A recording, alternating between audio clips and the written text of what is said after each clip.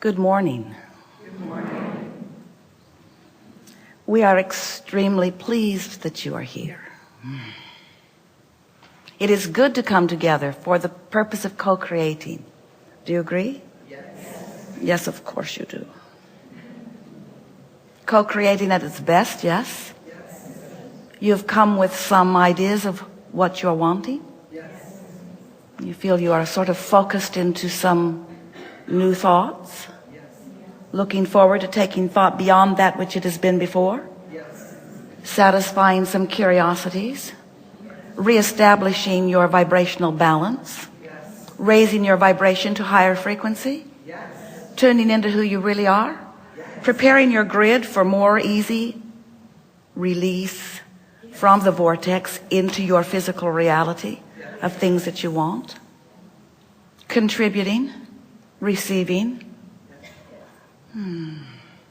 It's going to be a good day. You want some warm-up? Yes. Hell yes. You again.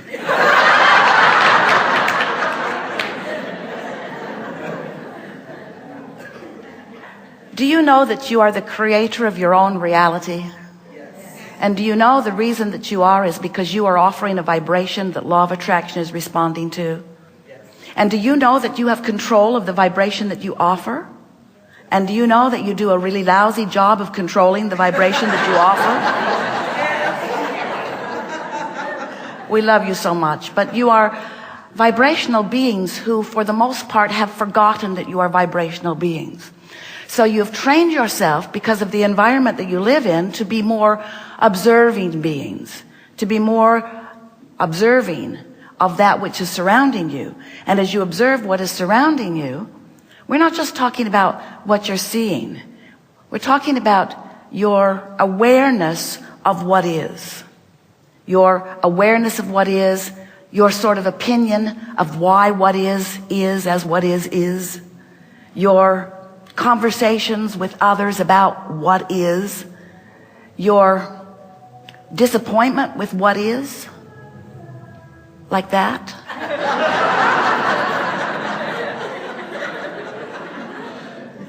And so as you observe what is trains you into a frequency that doesn't allow what is to shift into what is wanted. Now, if what is what is wanted, then observation is a wonderful thing. And we are encouraging you to make lists of the positive aspects of what surrounds you, to count your blessings, so to speak, to acknowledge the things, to get on rampages of appreciation, to acknowledge the things that please you. But if there are aspects of what is that are not pleasing you, then observing and conversing and remembering and beating the drum of just practices a vibration. And that's what we mean when we say you are not controlling your vibration as well as you could, because you're letting what is dominate your vibration. And you don't have to, because you have the power of selective sifting. You have the ability to focus. You have the ability to weigh the pros and the cons and to focus more on the pros. You have the ability to look for solutions even when a problem is surrounding you. You could be solution oriented in the middle of a problem. Jerry and Esther built a magnificent house in San Antonio. And it's one of those crazy high-tech houses with touch panels around. And the house seems to have a mind of its own. And so there was an electrical storm the other night, and some of the systems stopped working. And it is not uncommon for Esther to come home and push a button and have the button not operative. So she knows that she should be solution oriented, because nice people always come and fix it. And they always come quickly. And they're nice people. They're nice to be with. There's no downside to that. But there's just something about the system continuing to not be working that is so annoying. It's just annoying, because after all, and certainly you would all agree with Esther, we don't encourage it, but you usually would. It's just not right. It shouldn't be this precarious. It shouldn't be this finicky. It should be more stable. It should be more stable. It should be more stable. Does that sound like a solution-oriented statement? It is not. It should be different than it is never a solution-oriented statement. It may be true. It should be. It should be, but the question is, can it be under these conditions? Under what conditions, Abraham? Just get to the point. What is it you're talking about? Under the conditions of your vibrational leaning toward an expectation and even an acceptance of something unwanted, and then a further conversation about it. So Esther says, so if I just don't care if I have lights, if I don't push buttons that don't work, if I just stay away, if I just don't go there where broken things are, is that the answer? And we say, it's one answer. Anything that helps you to withdraw your attention from a situation that continues to practice a vibration. So Abraham, this is Esther. Abraham.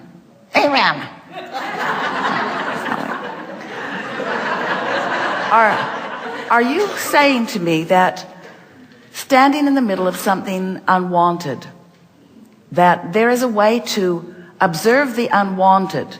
In other words, I can't put my head in the sand. I can't move away. I can't be someplace else all of the time.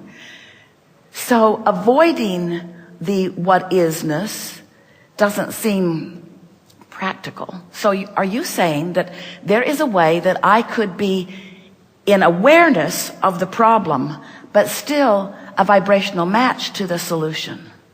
Is that what you're saying? And we say, that is what we're saying. That's what we're encouraging. An understanding that you can be a vibrational match to the solution, even when you are standing with the evidence of the problem. And that's what we mean by being aware of your vibration and doing something about what your vibration is.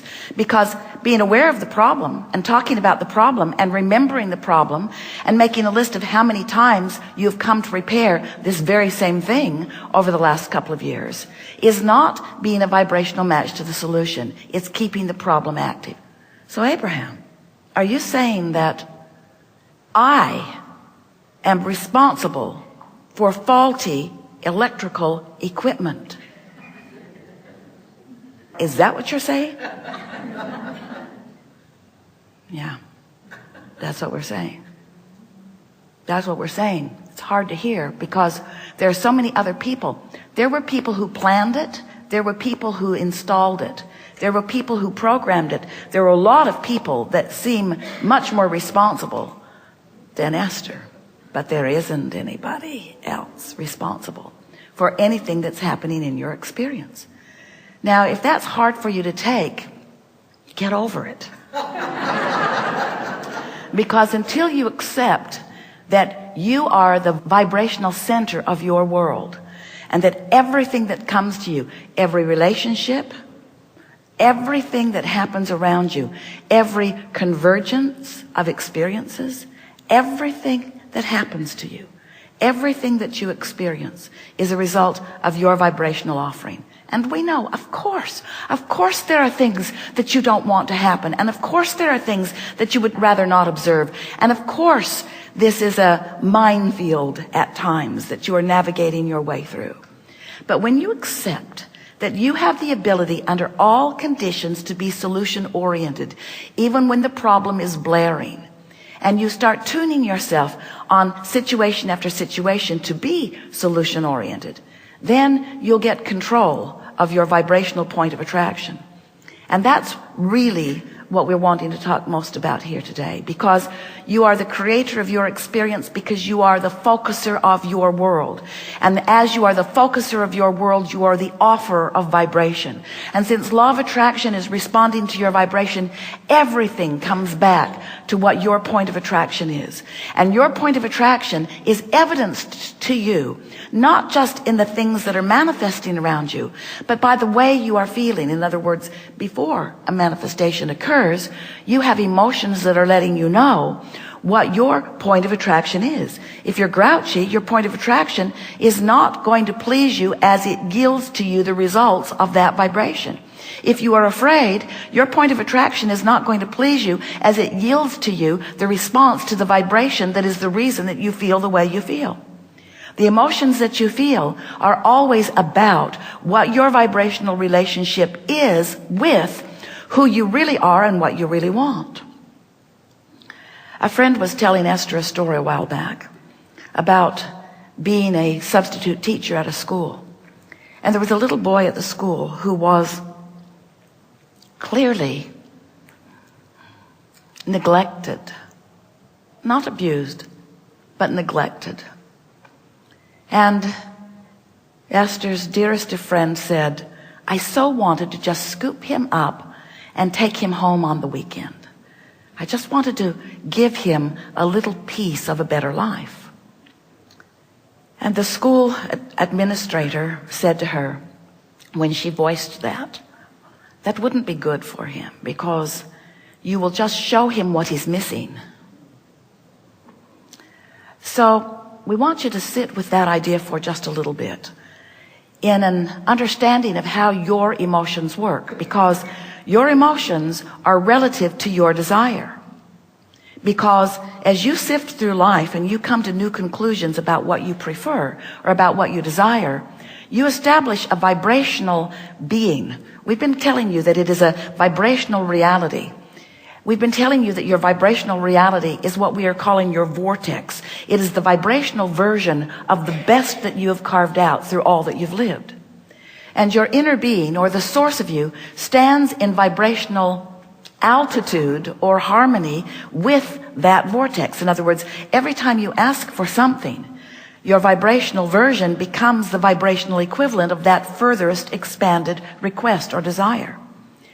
But you stand in your physical body observing broken electrical systems or people missing from your life that you don't want to be missing.